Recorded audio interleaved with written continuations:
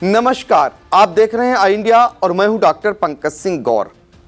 लोकसभा चुनाव से पहले उत्तर प्रदेश में समाजवादी पार्टी के राष्ट्रीय महासचिव स्वामी प्रसाद मौर्य ने लेटर बम फोड़ दिया। इस लेटर बम में उन्होंने पार्टी के नेतृत्व पर ही तमाम सवाल दाग दिए और पार्टी के पद यानी राष्ट्रीय महासचिव के पद से इस्तीफा दे दिया। साथ ही यह भी कह दिया कि रहेंगे वो समाजवादी पार्टी में ही। अब ऐसे में तमाम सवाल उठ रहे हैं कि स्वामी प्रसाद मौर्य ने ऐसा क्यों किया। तो बहुत सारे ऐसे दर्शक हैं जिनके लिए ये खबर इसलिए लेकर आए हैं कि आज उनकी राय आई इंडिया जानना चाहता है, जो कमेंट बॉक्स में जाकर अपनी राय को रख सकते हैं। हमारे सवाल ये रहेंगे, क्या बेटी के लिए स्वामी प्रसाद मौर्य ने ऐसा किया या फिर कोई नया ठौर तलाशने के लिए स्वामी प्रसाद ने ऐसा किया। स्वामी प्रसाद मौर्य ने आज ट्विटर के माध्यम से उन्होंने लेटर बम फोड़ा और उसमें तमाम सवाल समाजवादी पार्टी पर उठाए। समाजवादी पार्टी के राष्ट्रीय महासचिव पद से इस्तीफा देते हुए उन्होंने कहा कि दरअसल पार्टी के कई ऐसे नेता, छुटभुइये नेता उन पर हमलावर होते थे, उन पर आरोप लगाते थे और पार्टी के नेतृत्व जो करता हैं वो अखिलेश यादव से लेकर अन्य लोग वो उनका निजी बयान बता देते थे। अन्यों में पार्टी के जो शीर्ष नेतृत्व है रामगोपाल यादव और डिम्पल यादव जैसे नेताओं पर उन्होंने सीधे तौर पर इस तरीके के आरोप भी चढ़ दिए। जबकि स्वामी प्रसाद मौर्य के जो बयान थे उसको लेकर समाजवादी पार्टी न जाने कितनी बार असहज हुई और पार्टी मुखिया अखिलेश यादव ने कई बार उनको ये समझाने का प्रयास किया कि धर्म पर कोई बयान न दें, अगर उन्हें बयान देना है तो मुद्दों पर बयान दें। लेकिन स्वामी प्रसाद मौर्य का ये मानना था कि वो ये बयान देकर कहीं न कहीं पार्टी के समर्थन में एक धड़े को लाने का प्रयास कर रहे हैं, यानी समाजवादी पार्टी के समर्थन में लाने का प्रयास कर रहे हैं। जबकि इसके उलट दूसरे लोगों का मानना है कि स्वामी प्रसाद मौर्य के इस तरीके के बयान या आरोप भी लगते रहे हैं कि स्वामी प्रसाद मौर्य का कनेक्शन कहीं न कहीं केंद्र की सरकार के पावरफुल मंत्रियों से थे। उनके इशारे पर वो इस तरीके के बयान देते थे ताकि समाजवादी पार्टी कमज़ोर हो और इसका लाभ भारतीय जनता पार्टी को मिले। बहुत सारे लोगों का ये मानना था कि स्वामी प्रसाद मौर्य इस तरीके के बयान देकर विश्व हिंदू परिषद, बजरंग दल और संघ के लोगों को उकसाने का काम करते हैं और जिसके जरिए भारतीय जनता पार्टी को फायदा मिलता है। तो ये सब करते क्यों हैं, अब ये लोग जानना चाह रहे हैं। दरअसल ये बातें भी उठने लगी हैं कि चूंकि संघ मित्रा जो इनकी बेटी हैं, बदायूं से सांसद हैं, भारतीय जनता पार्टी इतना सब होने के बाद भी उनके खिलाफ कोई ऐसा बयान या उनसे कोई इस्तीफा लेने जैसी बात भारतीय जनता पार्टी ने नहीं की। इस बीच ये भी खबरें आ रही थी कि आने वाले समय में संघ मित्रा जो मौर्य हैं उनको ही चुनाव भारतीय जनता पार्टी लड़ाने पर विचार कर रही है।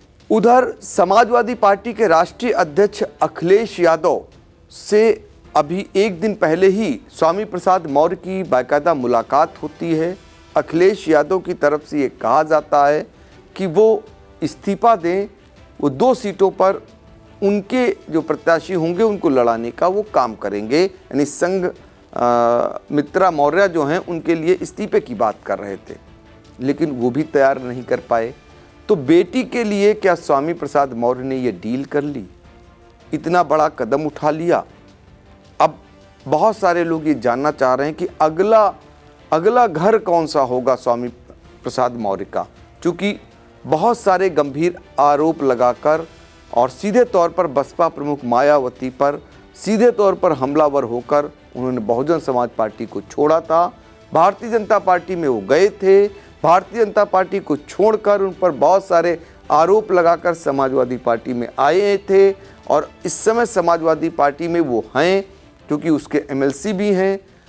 कहीं से भी नहीं समाजवादी पार्टी चाहेगी कि उनसे कोई इस्तीफा ले या उनको बाहर का रास्ता दिखाए। खुद उनके ऊपर निर्णय लेने के लिए समाजवादी पार्टी छोड़ेगी, ऐसा माना जा रहा है। फिलहाल आने वाले समय में क्या कुछ होगा ये भविष्य बताएगा, लेकिन इतना ज़रूर है कि स्वामी प्रसाद मौर्य ने जब आज लेटर बम फोड़ा, उसमें सीधे तौर पर आरोप लगाया। उन्होंने जो लेटर आज जारी किया ट्विटर हैंडल पर, जिसमें कहा कि समाजवादी पार्टी उनके आने के बाद तो जो उनकी संख्या 45 विधायकों की होती थी वो 110 तक पहुंच गई। ये अपने आप में बड़ा सवाल है, ये उन्होंने कहा। लेकिन आप ज़रा सोचिए, जो खुद का चुनाव हार जाते हों वो समाजवादी पार्टी को कितना फ़ायदा पहुंचाए होंगे, ये भी अपने आप में बड़ा सवाल है। फिलहाल उन्होंने आरोप लगाया कि कई नेता जब वो बयान देते थे तो कई चुटभइये नेता उनका निजी बयान बता देते थे, जबकि तमाम महासचिव उनकी पार्टी के हैं जिनके बयान को पार्टी का बयान माना जाता था और वो भी राष्ट्रीय महासचिव थे और उन्हें उनका निजी बयान बता दिया जाता था। तो ये सारी चीज़ें बनी हुई थी पिछले लंबे समय से। ये सभी जानते हैं कि जब जब स्वामी प्रसाद मौर्य के बयान आए, समाजवादी पार्टी और नीचे जाती रही, यानी समाजवादी पार्टी के सामने मुसीबत खड़ी होती रही। कई बार अखिलेश यादव ने मोर्चा संभाला, कई बार अन्य नेताओं को संभालना पड़ा, यहाँ तक कि स्वामी प्रसाद मौर्य के जो प्रतिद्वंदी हैं और उनके यहाँ के जो पूर्व मंत्री रहे समाजवादी पार्टी के, उन्हीं जनपद से आते हैं मनोज पांडे, उन्होंने तो यहाँ तक कह दिया था कि स्वामी प्रसाद मौर्य का संतुलन ठीक नहीं है, वो विक्षिप्त आदमी है। ये गंभीर इस तरीके के आरोप लगा दिए थे। तो आप अंदाज़ा लगा सकते हैं कि समाजवादी पार्टी में स्वामी प्रसाद के आने के बाद किस तरीके का माहौल था, वहाँ पर कैसे समाजवादी पार्टी को कब कब असहज होना पड़ा और समाजवादी पार्टी को इसका कितना खामियाजा भुगतना पड़ा, ये तमाम सवाल ऐसे बने हुए थे। इस बीच स्वामी प्रसाद मौर्य का समाजवादी पार्टी के राष्ट्रीय महासचिव से इस्तीफा देना, अब इसके बाद तमाम कयासों का लगना, ये अपने आप में बड़ा सवाल बना हुआ है। तो हम आपको उन तमाम सवालों के साथ छोड़ जाते हैं जिनका जवाब आपसे जानना चाहेंगे। कमेंट बॉक्स में जाकर आप ज़रूर इसमें जवाब दें, अपने विचार रखें कि चूँकि स्वामी प्रसाद मौर्य एक बड़ा नाम थे, एक बड़ा नाम है, ऐसे में उनका इस्तीफा देना, चुनाव के पहले इस्तीफा देना, तमाम बातें निकल कर के आ रही हैं। तो पहला मेरा सवाल ये, स्वामी प्रसाद मौर्य ने समाजवादी पार्टी को फ़ायदा पहुंचाया या नुकसान? दूसरा मेरा सवाल ये, क्या स्वामी प्रसाद मौर्य ने ये कदम अपनी बेटी भाजपा की सांसद संघमित्र मौर्य के लिए कोई डील की है, इसके लिए उठाया है? और तीसरा सवाल मेरा ये, अब स्वामी प्रसाद मौर्य का अगला ठिकाना कौन होगा, कौन दल होगा जिसमें वो जाएंगे?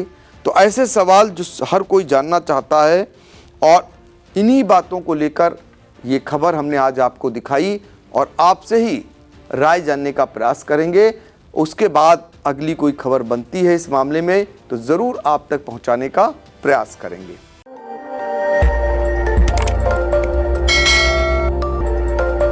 खबर आपकी, नजर हमारी। देखते रहिए आई इंडिया।